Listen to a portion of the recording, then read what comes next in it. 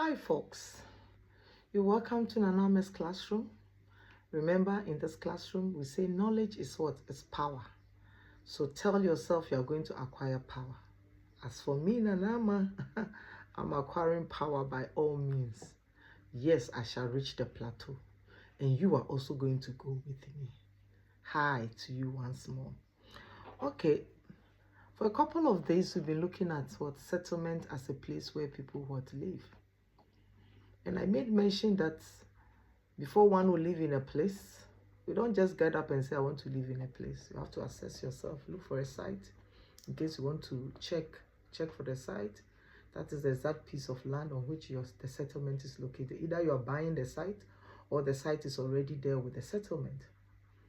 Then the next thing I said was the situation. All the things that is surrounding where the settlement, all the problems, is it land, is it gradient, is it the weather, is it what you check?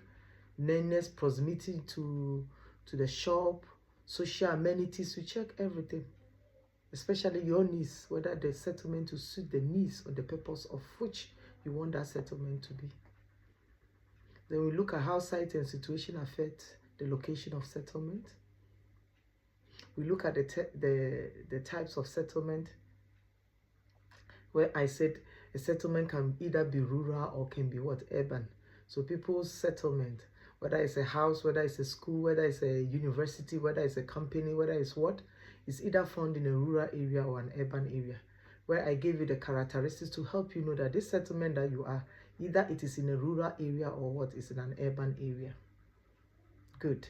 Then I came to patterns of a settlement. I explained to you that the patterns of a settlement is how the buildings in the settlement are arranged. That is what we call the settlement pattern. Then I started with two examples. The first example is that we find out that in the settlement, some settlements are close to each other. Meaning we say they are I said some settlements are far apart from each other, of which I say they are called dispersed or isolated. You find one settlement here, another one will be here, another one will be here. Mostly, such settlements can be found mostly in the rural area. I'll put it that way, depending on what the settlement, especially those who are into primary economic activity, they need bigger, larger lands in order to help them.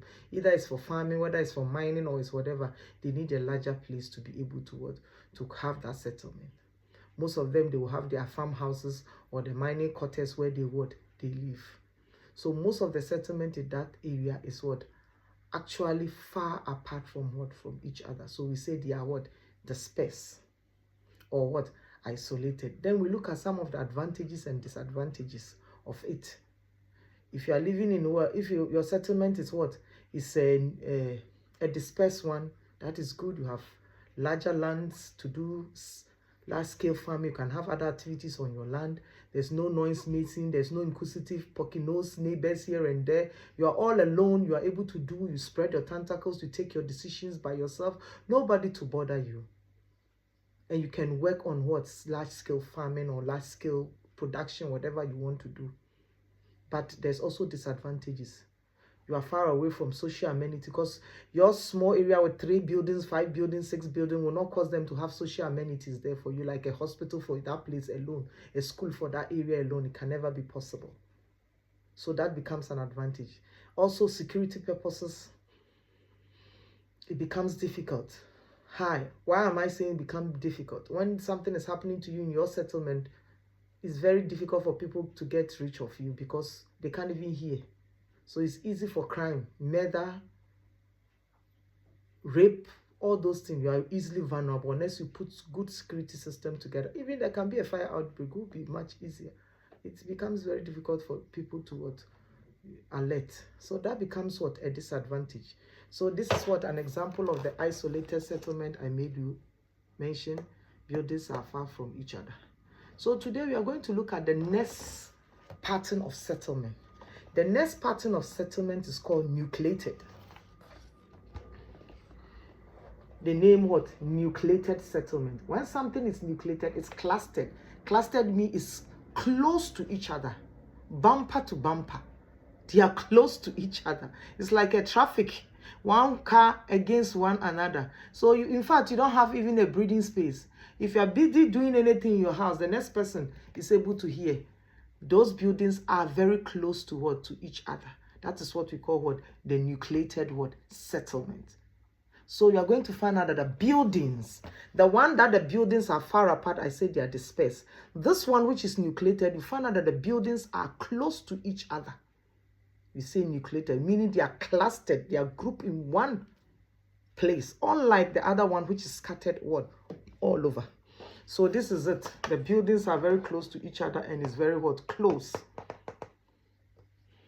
So with this type of settlement pattern too, you'll be able to know that, how do I put it? You're able to live here, do your production, do whatever you want to do this side. But there are also advantages and disadvantages of living in what? A nucleated what? Settlement.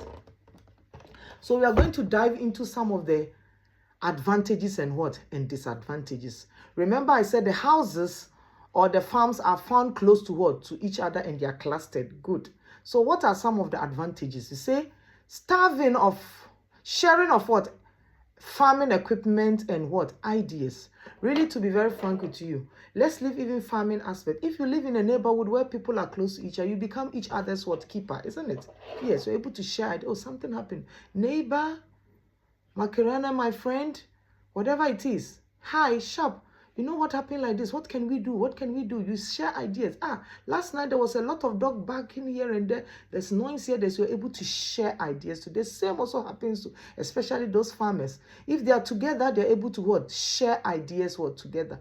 This one brought this idea. This one will also bring idea to help improve their farming system, to help live in a community, togetherness, unity.